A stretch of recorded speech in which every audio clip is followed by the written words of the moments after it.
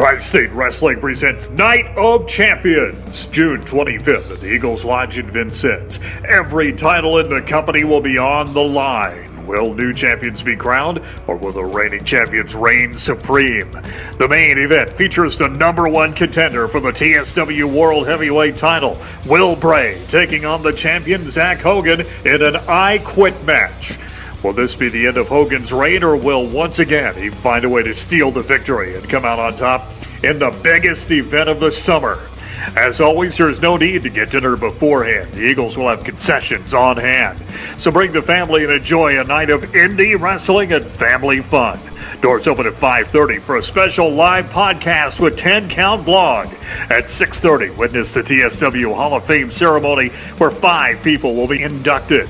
The show kicks off at 7 with the Jesse Meredith Memorial Battle Royal. Tickets are $5, 4 and under free. So come on out to the Vincennes Eagles June 25th for TSW Night of Champions. It's 10 Count Blog!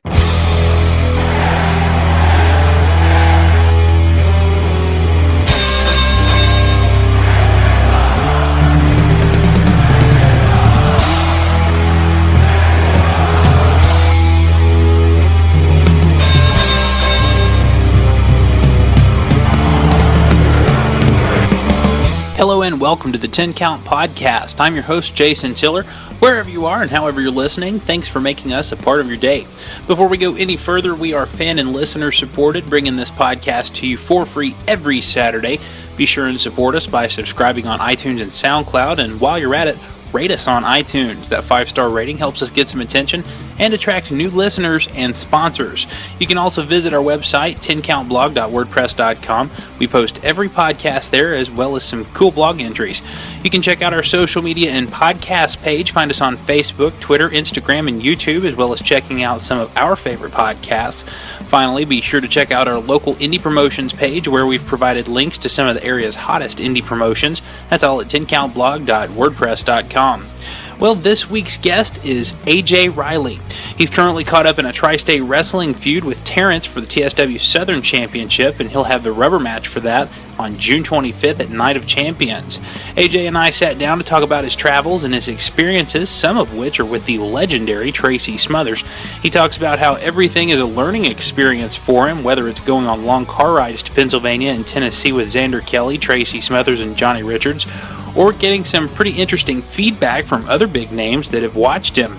We chat about some of the characters he's played and how he feels about his accomplishments thus far in his career, and we also learn a couple interesting things about him, like the fact that he used to tour with a band. We want to make sure we give our friends at Rollick a plug. They've allowed us to use their song Snorkeling into Oblivion as the official theme song for the 10 Count Podcast. Be sure to head on over to Facebook and give them a like and take a moment and download their latest album. They're giving it to you for free, and if you're in the Vincennes, Indiana area on June 25th around 2 p.m., go check out their event, the Rollick Frolic, at the Vincennes Riverfront Pavilion on 2nd Street. Lots of great bands on the bill for that show. So hang on to your hats. Here's our conversation with AJ Riley. Promotional consideration provided by... Hey everybody, it's time again for Rollick Frolic, a free event taking place on June 25th at the Riverfront Pavilion in Vincennes from 3 to 11 p.m. We'll have 9 bands, including the VU Coffee House Gang featuring Dave Parman, the Everyday Losers, and the Hit List. Rollick Frolic will also include several food vendors, a beer garden, and a guitar raffle. Join us from 3 to 11 p.m. at Rollick Frolic June 25th at the Riverfront Pavilion in downtown Vincennes. AJ, glad to have you on 10 Count Podcast this week. How are you doing, man? I'm doing good. Thanks for having me. I appreciate you having me on the show. Good. I'm glad to hear it. Now, you've got a lot of history in the last few years. You've been doing indie wrestling for TSW and a few other different places. Talk a little bit about how you got into wrestling. Well, I've been watching wrestling since I was probably 4 or 5 years old enough to watch TV. We had the old satellite, them big son of bitches, the ones you had they rotate. Oh yeah, and your dad would go get the illegal codes, and we'd watch WrestleMania. My first real fond memory of WrestleMania was in Indianapolis when Tatanka was in the main event, and I've loved wrestling ever since. I mean, it's in my blood, and I never really got into it as far as doing it, because I got married young and had kids, and then subsequently I got divorced. And Jordan Kelly, who's one of my best friends, we went to school together since we were in, I guess, kindergarten all the way till graduation. We went to school together. We went to college together, same school. And I had seen on Facebook that he was working for a company, and he had started back, because I knew he went to Shawn Michaels School when he first graduated high school. So I shot him a message and was like, hey, I wouldn't mind getting into that. He said, well, we're doing a show at Perry Central. He said, come out and I'll introduce you to Barry and Steven. And he said, I'll open the door for you and you do the rest. So the first show was May 18th of 2013. I showed up out of school and started training there, and a couple months later, 3 months later, I started working in the ring with Jordan, actually against Jordan. So that's pretty much where I got my start. So what was it like getting into wrestling like that? You got this person who introduces you to all the right people and gets your foot in the door. Where did you go from there? Well, I was thankful for what he did for me, getting me in the door. So when I finally got my training in, and I shadowed him for a long while, come out to the ring with him, watched him do his things, and, eventually I got tired of it. So I turned my back on him and, busted him with a guitar, and that's how it happened. I felt like I was tired of being in his shadow, so I cracked a guitar over his head. Oh, you gotta love kayfabe stories like that. And, I'll be honest with you, AJ, it's one of those things where, I had never seen you, but the first time I saw you was last month at Tag Team Warfare when you challenged Terrence for the Open Championship. And you got such a pop when you came out. And you've only been doing this for a short amount of time, so talk a little bit about, you've trained, you've done all this cool stuff, but the fans seem to love you. Talk a little bit about your journey through TSW and what you've done to make these to become this baby face that you are. Well, like I said, I started out as a heel, and I could get over here as a heel. I can make people hate me, but I had too many people who come to watch me, and people who love me and my character, and they just wouldn't let me. I mean, we had a show in Jasper, Indiana, and it was me against Jordan in a guitar on a pole match, and I come out as the heel with Barry, and there's 45 people cheering me on. I'm like, this isn't going to work. You can't have that huge. They just wouldn't let me. But I mean, don't get me wrong, being a heel's fun. I mean, I've been to Tennessee several times wrestling, and I get to work heel down there, and I love it. I love the heel gimmick, and I've got some stories for you after a while about Tennessee and other places getting to work heel that they're a lot of fun. Well, that was going to be my next question. Do you prefer to work heel as opposed to face? Depends on where I'm at. Here, locally, in Indiana, I prefer baby. I like going out and meeting the fans, signing autographs, and, my kids love coming. They hate me being a heel. They just don't like it at all. So around here, yeah, I like being a baby. It works for me. But when I travel and go to Tennessee or Pennsylvania or wherever else, if I can work heel, I'll choose to do it because it's easy. It's easier to make people hate you than make people love you. And if they love you and you go over, you might as well take advantage of it and ride it. So talk a little bit about some of the other places you've wrestled. I know that you mentioned Tennessee pretty explicitly there, but you mentioned Pennsylvania. How much do you travel for wrestling? I haven't here recently, but I've traveled quite a bit. I got to know Johnny Richards, who runs New Focus Wrestling out of Evansville, and I'd seen his flyers and stuff on Facebook for his shows, so I got in touch with him one day about working for him. Well, I knew he owned the company, and he didn't know me, so he came up here, and we actually got to work him under a hood, me and Jordan, and we developed a friendship with him, and then proceeded into working shows for him. And, working the shows in Evansville and the surrounding areas with New Focus. Well, one day I was at work at my shoot job, and I get a message from Johnny asking me if I want to go to Pennsylvania. He's like, the spot opened up, and Tracy said to call you. And I was like, well, Tracy Smothers recommends you to go do something. You're going to do it because, in my eyes, Tracy's a legend. I mean, I grew up idolizing guys like Tracy Smothers, and imagine being in the ring with them or being their manager, and the heel tactics that they pull. And so it was pretty surreal to me. So we made 2 different trips all the way to West Newton, Pennsylvania, which is about 9 hours from where I'm from.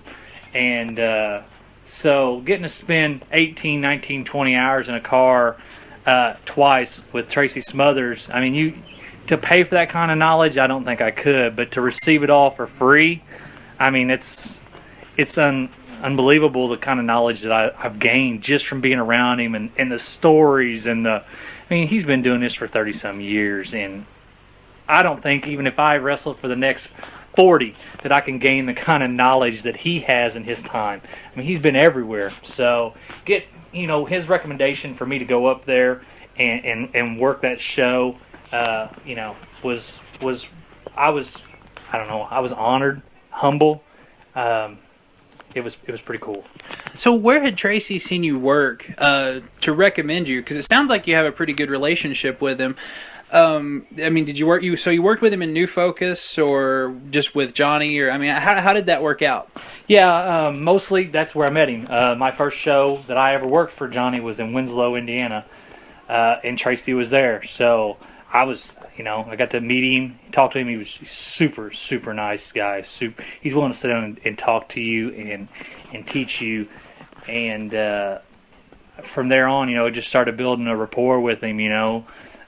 He's got so much knowledge that I can sit and just listen to the stories he has to tell. And inside the ring, teaching you, in the ring, as well as just the places he's been and the things he's done. And so he saw me work New Focus, and he's been here a few times at TSW. He ran a seminar once with TSW that was unreal. That was a great wealth of knowledge from him.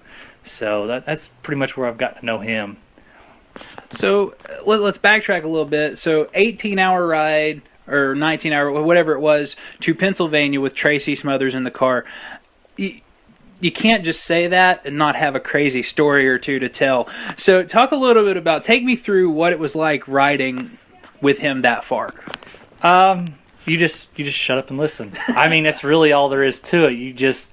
We bring up a subject and he'll tell you. I mean, he can talk about it for hours, and I just sit there and my mind's like a sponge. I absorb it all. Chiming in here and there with things, and it was me and Tracy and Johnny and Kayla. That's who all was in the car, and I sat in the front seat driving. Tracy's in the passenger seat, just telling stories. I mean, I felt like I taught Tracy a few things. He never experienced Sheetz gas stations. So he got to experience that. So I felt pretty honored that I could teach Tracy something, because he was teaching me all this stuff. So I had to teach him about Sheetz gas stations. All right. So share that experience with our listeners. What is a Sheetz gas station? People around here just don't understand it. They just don't appreciate what a Sheetz gas station is. It's like the coolest place on earth. And it's like you go in, they got these huge computer screens. You can order any kind of food you want, and they make it right there.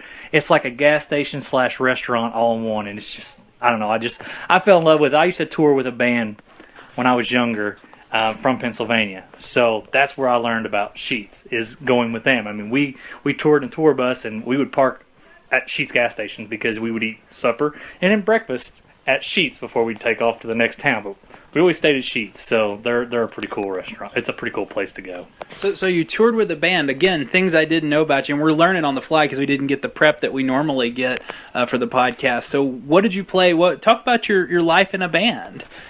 Well, I didn't play any instruments. I did stage work. I mean, I got to sing a few different times with them, but I've been all over with them, all over Indiana, Kentucky, Florida, Put-in-Bay, Ohio, which is this huge island off the coast off land in, I think it's Lake, I don't even know which one of the lakes it is, one of the Great Lakes. It's like a 20-minute ferry ride out to this island.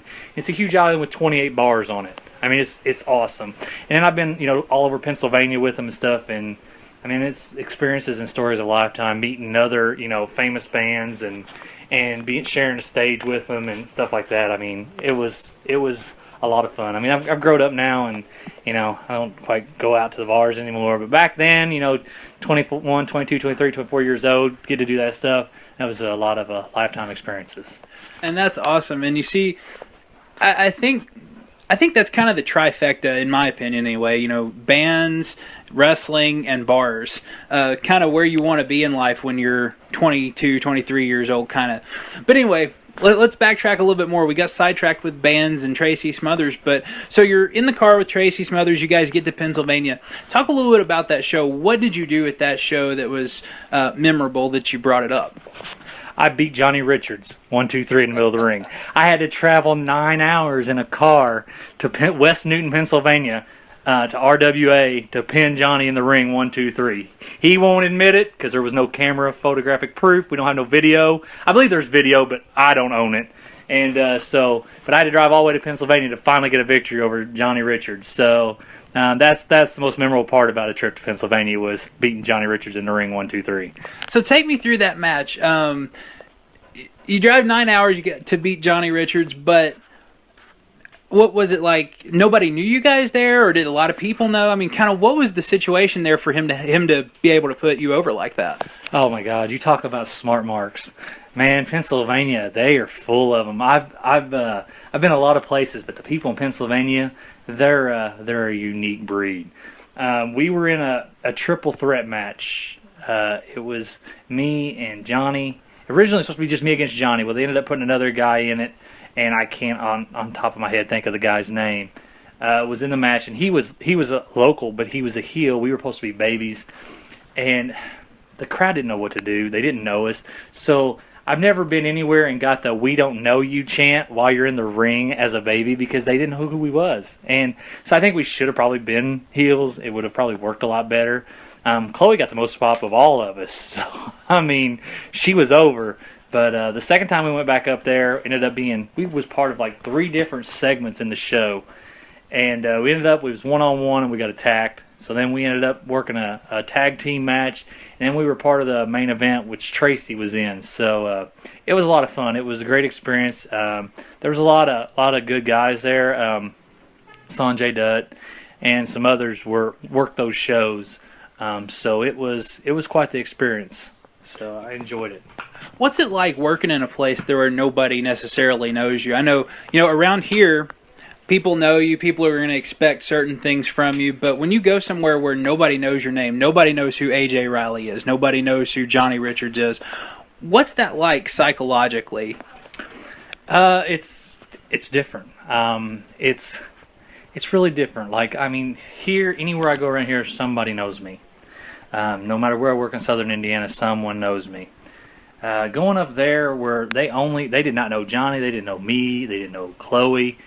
It was different, to say the least, and I don't really think I could have prepared for it. To come out of the curtain and do my same thing that I do when I come out of the curtain here and get no reaction because they don't know who I am and they're all smart marks. That's you just it's different. It's a culture shock, I guess. Is it more difficult or easier to work in a place where people don't know you? As a baby, it's more difficult because, as I said earlier, it's easier to make people hate you than love you. So if I go somewhere and you don't, and then not a soul knows you, it's easier to go be a heel. Just, I mean, pardon my French, be a dick. I mean, it's easy. It's easy to go out there and talk trash to people and make them hate you. There's hardly any effort to that. But it's real hard to go out there and make them figure out who AJ Riley is and love me in a 8 to 10 minute match. It's difficult. So you wrestle Johnny Richards in Pennsylvania. You get the "We don't know you" chant. What's going through your mind at that point? Because I imagine that's got to take a toll on you as a performer when people just aren't into it, and you can kind of tell. What goes through your mind at that point? Oh, they were into it. I was trying not to break kayfabe and bust out laughing.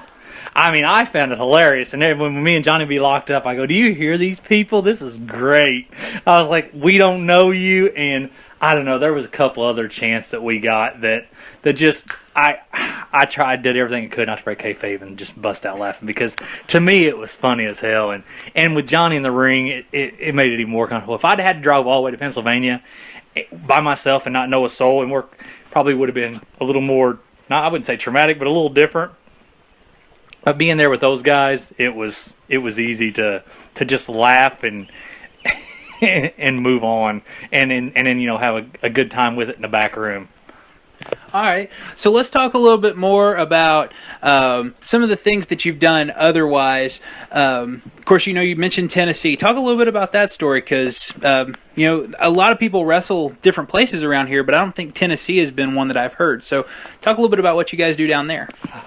Well, there again, that was Johnny.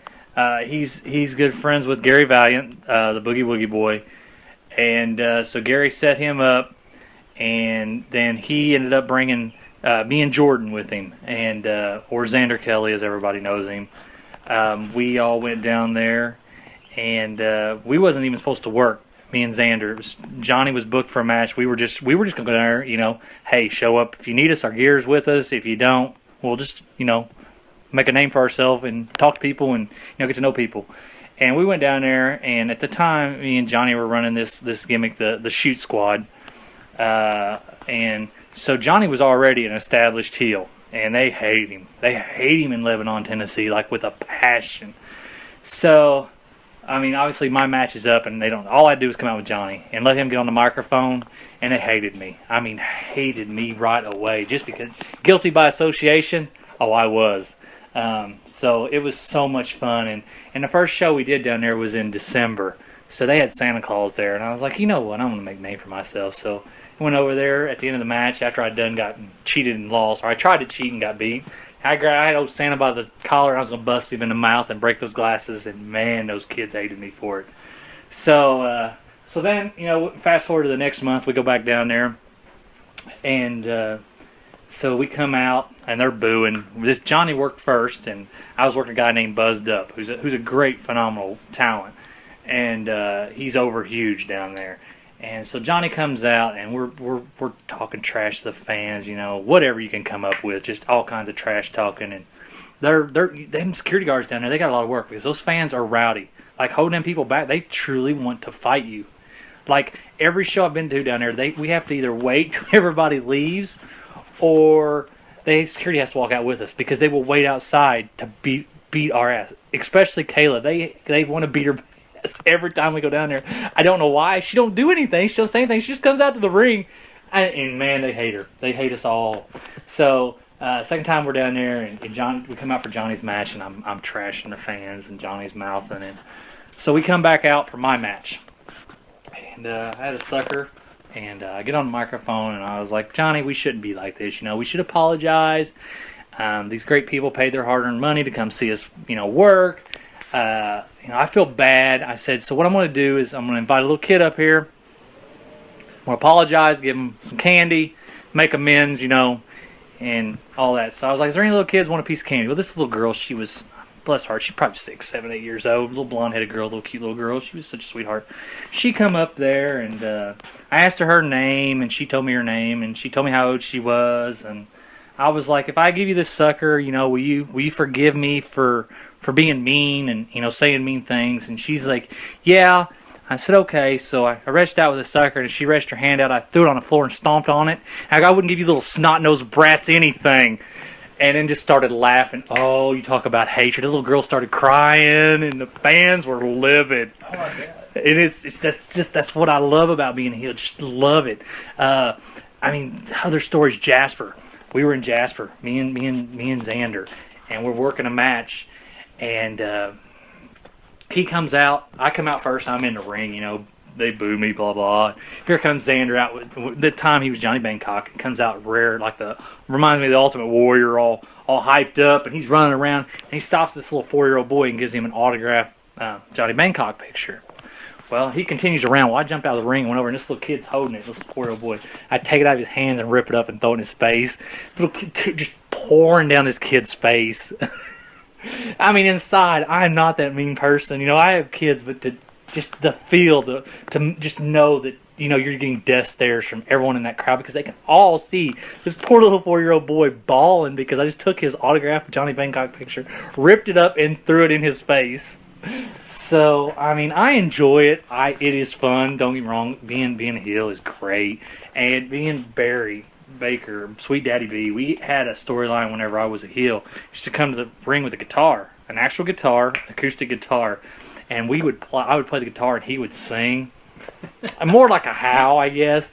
And the fans would just boo. And we would start like on one corner or one section of the rope.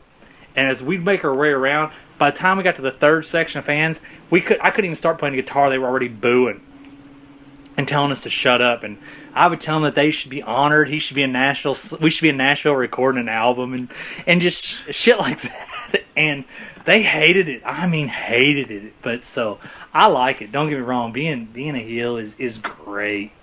And I probably the best heel story I have is I went to New Albany to D1W, I think was the name of it. It was a benefit show, and I went with Tracy. It was on a Tuesday night, and I had called Tracy, and I was like, "Hey," I said, "anybody going with you to New Albany?" And he said, "No." I said, "If you don't mind, I'd like to ride along with you if that's okay with you." And he said, "Sure." So he picked me up, and so I got an hour drive to New Albany of one-on-one time with him, and we got there, and I had my gear with me just in case, and well, they didn't have a spot, but the guy was running it, Pondo, he said, well, he can come out and be your manager. And I was just like a kid, and I was like, this was the kid dream right here, man. When I was a kid growing up, to be his manager, to be a heel manager. So we got to do the hoe. I'd pull the chain out, start to hand to him. The fans would all boo, and I'd hide it, and I'd give it back to him, and choke his opponent, Mitchell Huff at the time was who he was wrestling, and choke him. And these two little girls were behind me. They was 10, 12 years old, and they was hollering at the ref, he's got a chain. And I'd turn around and I'd be like, didn't your mom teach you not to lie? And they're like, we're not lying, you're lying. And oh man, we got in a ring, and they had to dance off, and I didn't even know this. So we're dancing in the ring, and we're swimming and all this stuff, and here's Tracy over there, and he's like, Tennessee, and we're in Indiana, and they're all booing, and we lost the dance contest, but I still think we won that. I've got video footage of that. That's a priceless memory there. So, but there's a lot of good stories of being a heel. I think I've played baby a lot, but the heel stories are the best because it's just fun to be mean and piss people off. It's fun. I mean, it's fun, legit fun down in Tennessee to get in people's face and the security guard between you, and they're swinging, trying to hit you in the mouth. Legit trying to hit you. And you just laugh at them and call them names. And and they let you get away with a little more down there. It's still family friendly, but you can say a few more words than I'm used to around here. So, this one blonde-headed woman who she absolutely hates Kayla. Oh yeah, I was mouthing her and calling her a bitch and this and that. Not loud enough anybody could hear me, but to her, I just look at her and just mouth stuff off, and she gets so mad, and she would swing at me, and security's got her. She's swinging that arm trying to hit me. Oh, it's priceless, the times I've had. I don't know. I don't think I'll ever be able to repay Tracy and Johnny for all the stuff they've taught me along the years and got me to be able to do and things like that. And the places I've got to go with them, it's unreal. I've only been doing this for just a shade over 3 years. And I've been a lot of places and a lot of organizations in 3 years. I've been to West Newton, Pennsylvania. I've been to Memphis. I've wrestled in Memphis for RSWF, Real South Wrestling Federation. And then Top Rope Wrestling out of Lebanon. Then New Focus and EWA and TSW. D1W, I was there. I was a manager, but I've got to be a part of a lot in just a short time. And I got a late start at this. I was 32 when I started, so I got a late start at this anyways. So I feel like I've accomplished a lot in 3 years, and I'll learn most everything I know working in the ring, just from match to match. I'll be forever indebted for Xander and Johnny for all the things they've taught me just inside the ring. Sam Knight's another one. So I love it. I love every bit of it. So are you still working far away like that? Are you still traveling to places like Pennsylvania, Tennessee? And by the way, we'll talk a little bit more about Memphis later because I know the fans down there are pretty rowdy as well. But are you still traveling like that, or are you just kind of sticking more to your local promotions, Evansville, Terre Haute, Vincennes, places like that? I haven't traveled. It's been a few months. But I'm always open. I'll go anywhere.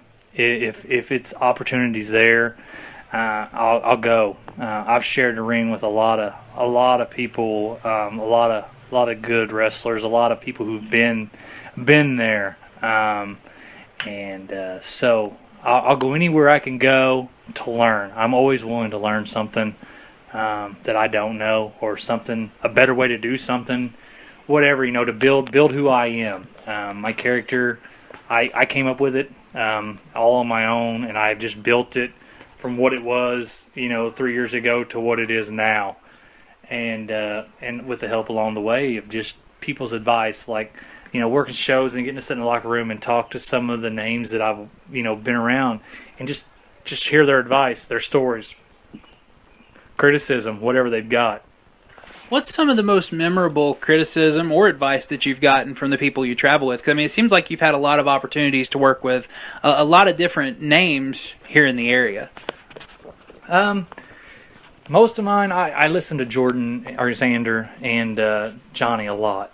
Those two probably the most. But we worked at a show in Canton, Indiana, which is a show that I set up, put on. It was all through Johnny, but I did most of the lead work because it's my hometown. It's actually mine and Xander's hometown both.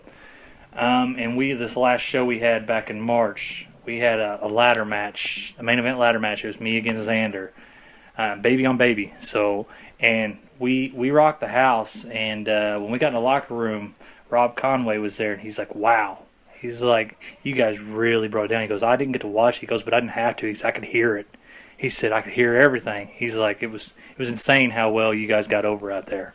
So things like that always is good. It's always good to hear. I'll never forget my first match, and actually it was my second match in New Focus, but my first match in Evansville. It's at Swander Ice Arena, and I was in a 6-man tag match, and it was for a lack of better words, it was a clusterfuck from the word go. It didn't work.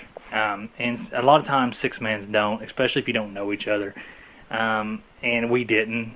And I was pretty new. I'd only been in the business less than a year. And another guy that was on my team hadn't been in it that long either. But we went out there and we did it anyways in front of I don't know how many people. And it was a disaster. I'll never forget, we walked in the locker room.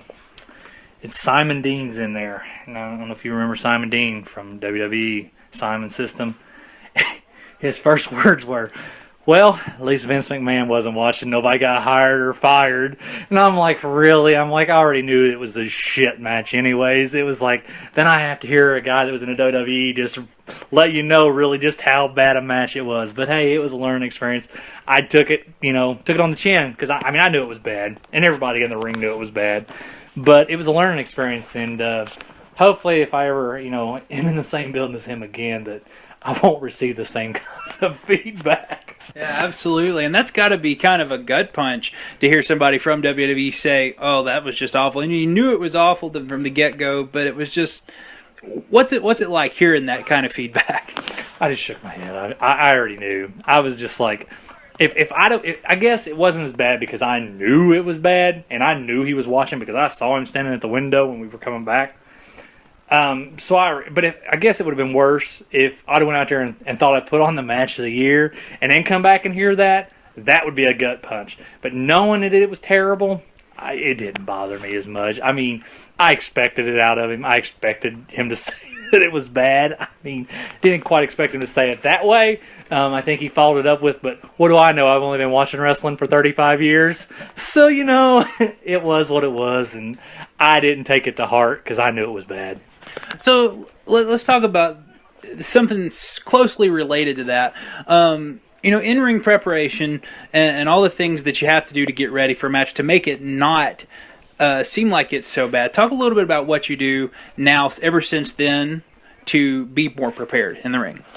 Well, getting to work as much as I can helps. And I've worked 3 different characters here at TSW. I've worked myself most everywhere else, which is what I prefer to do. But anytime I can get in a ring, I'm going to, as much as I can get in a ring. It just learning. It's a learning curve, man. You just take everything and you build upon it. It's like, it's like building a foundation. You start with your basis of what you know and what you've learned or what you've been taught, and then each time you just build another layer on top of it. And after 3 years, I'm nowhere close to a vet. I'm nowhere close to knowing everything, but I learned something new every time I step in the ring. I learned how to tell a better story, learn how to work a better story, how to work the crowd, how to become a better baby, how to make the fans feel like they're a part of what I'm doing. Because it's theater. It's what it is. You want to draw them in and make them go, oh my God, the holy shit chant that you get, or this was awesome. We received both of those in Counting.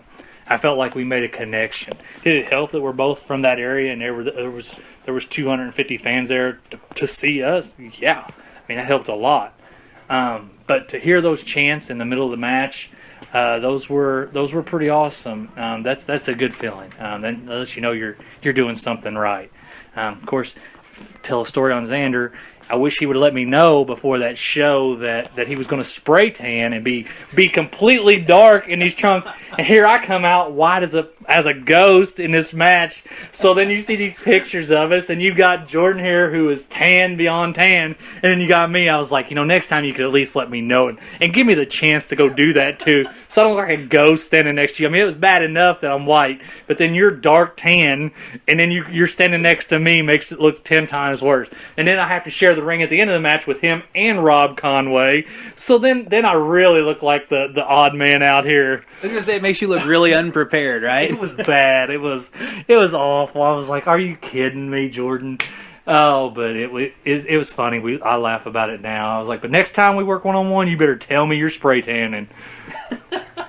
All right. So AJ, talk a little bit about just working different matches with different guys. Of course, you've talked about working with Johnny Richards and Xander Kelly and some of these big names in the area. But other than those guys, who do you enjoy working with, at TSW, at some of these other promotions you wrestle for? Oh, I've only got to work him once, and Zach Hogan. But I really want to work him more. Because I feel like we had good chemistry in the one time we've been in the ring together as a one-on-one match. My current feud with Terrence, that I've wanted that for a long time to work him. I feel like we can grow something really good there, a really good feud. He's a great heel, and I think we've got a start of something great with just between me and him. Those are a couple guys that I want to work. I've got to share the ring with a lot of guys, and probably one of my childhood idols was Jamie Dundee or JC Ice, and so I got to work with him in a match in I think it was Fort Branch, and it was him and Johnny against Gary Valiant and some kid, I don't know who he was. He came with Gary, and we're working, and next thing I know, Jamie tags me. I'm just standing on the outside, tags me. He's like, "You're in." I'm like, "What?" I wasn't prepared for this, so that was cool. But I really do, Zach and Terrence are two of the big ones that I like. I'm actually working a double shot tonight. So when I leave here, I get to work Chad Stallings. So that's something I've wanted to do for a couple years now. I think I can learn a lot from Chad. He's been in the business quite a while. He's a great heel. And I get to work him later tonight in another match. So I'm really excited for that. So, them's just a few of the names of people that around here that the fans know are some of the people that I'm looking forward to, getting to share the ring with and learn from, and in turn hopefully maybe teach them something too. You never know. Yeah, absolutely.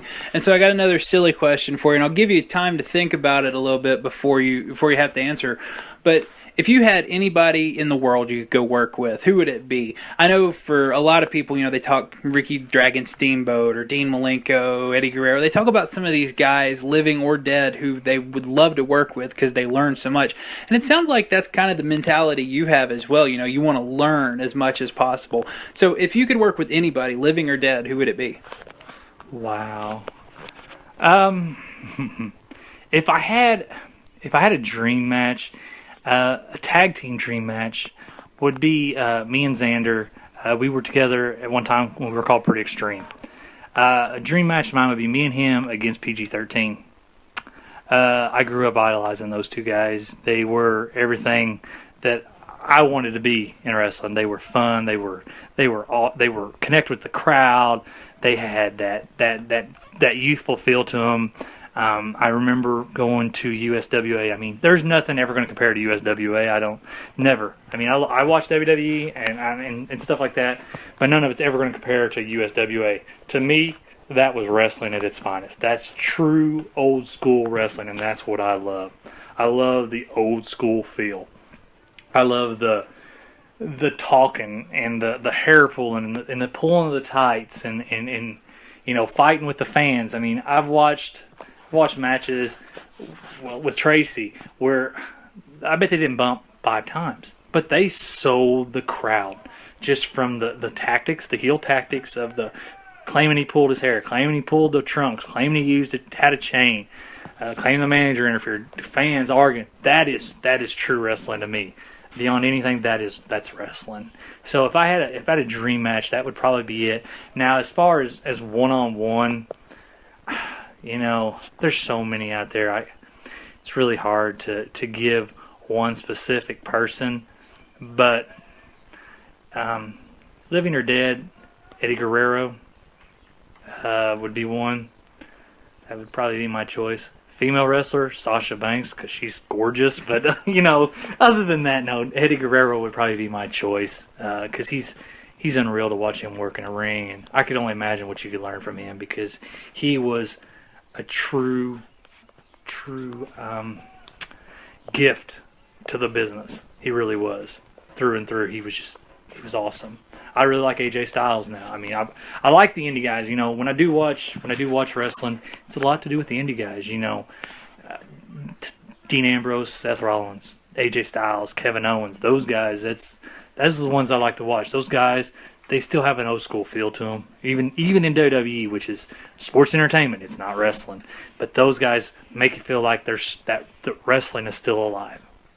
Absolutely, and I agree with that. So, AJ, we're running out of time here, man. How can people support you? How can people, I guess, how can people support indie wrestling and be involved with you? You can follow me on Facebook. I have an actual fan page, and then I have my actual page, both of which are under AJ Riley. Come to the shows. I mean, support any show. I don't care where you go. Support indie wrestling because it is something special, and it can be made great again. I mean, I've working New Focus in Evansville. The last 2 shows at the Coliseum, working the historic Coliseum. It's beyond words how that felt, and working in Memphis but the last 2 shows at the Coliseum, well over 500 people in there. And, that's awesome. And this coming Wednesday night. We got a show on a Wednesday night. That's tradition right there. That is what USWA was. Wednesday nights, the Coliseum. I mean, how can it get any better than that? And I get to be a part of it. So I feel really blessed and honored for what I've gotten to do, and what I've worked for, and the people who've given me the opportunities to do that. Johnny, I've said him too many times, but Johnny Richards, Xander Kelly. Tracy Smothers, Kayla, those guys, I can't thank them enough for all that they've given me over the last couple years, and let me be a part of. It's unreal. I'm very humble for everything I've been given and everything I've got to do, and hopefully there's more of it to come. At least till my body tells me I can't do it anymore, because I think wrestling's in your blood, and I think it's going to be one of those things that's going to be really hard to give up. I don't want to end up in a wheelchair either, so I guess when my body finally tells me it's time, then it'll be time. All right. Well, AJ, it was great having you on the podcast, and I hope to have you on again sometime. There was a lot we didn't touch on, but hey, thanks for being on, and wish you the best of luck and everything you got going on. Thank you very much. I really appreciate it. So just come out and support indie wrestling. Come support AJ Riley. Buy a t-shirt. Special thanks again to AJ for being on the podcast this week. Before we go, let's get to some upcoming events. Tonight, June 18th, New Wave Pro Wrestling presents the Chuck Woodard Memorial Tournament. It's the culmination of a two-night event that started last night at the NWP Arena at 1439 Ash Street in Terre Haute. Doors open at 6 this evening with the show beginning at 7, that's Eastern Time. If you didn't buy a package ticket, you can get single tickets still for the show. They're $7 a piece general admission or $10 for the VIP experience. Check them out on Facebook for more details. June 23rd and 24th, a two-day event comes to the Shriners Fest in Evansville. Our partner Coliseum Championship Wrestling presents Battle on the Ohio. Lots of big names on the card, so make sure you make plans to be in Evansville for the Shriners Fest those two nights. Bell time is at 6 p.m. Central Time for both of those shows. June 25th at the historic Veterans Memorial Coliseum at 300 Court Street in Evansville, CCW presents Revolution. Tickets are $10 at the door for that event, $5 with military ID. Kids 5 and under are free. VIP tables are available. You can check out CCW's Facebook page for more information or give them a call at 812-402-1862. June 25th at the Vincennes Eagles Lodge, Tri-State Wrestling hosts their biggest event of the summer, Night of Champions. Will Bray takes on Zach Hogan in an I Quit match for the TSW World Heavyweight Championship. There's a special start time for that event, 5:30 the doors open, and at that time, 10 Count Blog will be there doing a live podcast with several of the guys performing on the show that evening. At 6:30 they have the TSW Hall of Fame ceremony, and then at 7 we kick off the show with the Jesse Meredith Memorial Battle Royal. July 9th, WWE is in Danville, Illinois on the SummerSlam Heatwave Tour. They'll be at the David S. Palmer Arena beginning at 7:30 Central Time. Superstars included to be there are Becky Lynch, Enzo and Cass, Bray Wyatt, Dean Ambrose, and more. Check out Ticketmaster or the WWE app for ticket information. July 14th, NXT Live is coming to Indianapolis at the Old National Center. 7:30 Eastern Time start on that show. Names on the card include Asuka, Bayley, Shinsuke Nakamura, Finn Balor, and Samoa Joe. Again, check out Ticketmaster or the WWE app for more information. And finally, Saturday, August the 13th, Sam Knight's Massive Wrestling presents Uprising at the Vincennes University Green Activity Center. Doors open at 6 for that show. Bell time is at 7 Eastern. Tickets are on sale now. Get them in advance for $5 or at the door for $10. More information is forthcoming about this event as soon as it's made available. Be sure and support your local indie promotions by checking them out on social media and their websites. Find all of that information on our local indie promotions page at 10countblog.wordpress.com. Before we go, don't forget to subscribe on iTunes and SoundCloud. Go and rate us on iTunes. Help let the world know about 10 Count Podcast and 10 Count Blog. Get us on that new and noteworthy list on iTunes. Also, don't forget to check out our social media pages, Facebook, Twitter, Instagram, and YouTube. You can find links to all of those on this article at 10countblog.wordpress.com. You can also check out our social media and podcast page and find them there. We're always accepting submissions. If you want to write something about wrestling, send it to us at 10countblog@gmail.com, and that can be about any topic you choose as long as it's related to wrestling. Thanks to Rollick again for allowing us to use Snorkeling Into Oblivion as our theme song. Check them out on Facebook and download their music for free. Be sure to check out the Rollick Frolic June 25th at the Riverfront Pavilion in Vincennes at 2 p.m. Don't forget to visit us at 10countblog.wordpress.com. Again, please subscribe on iTunes and SoundCloud and then go rate us. It takes about 5 minutes. We'll be back next week with a guest to be announced later on. Until then, thanks for listening to the 10 Count Podcast.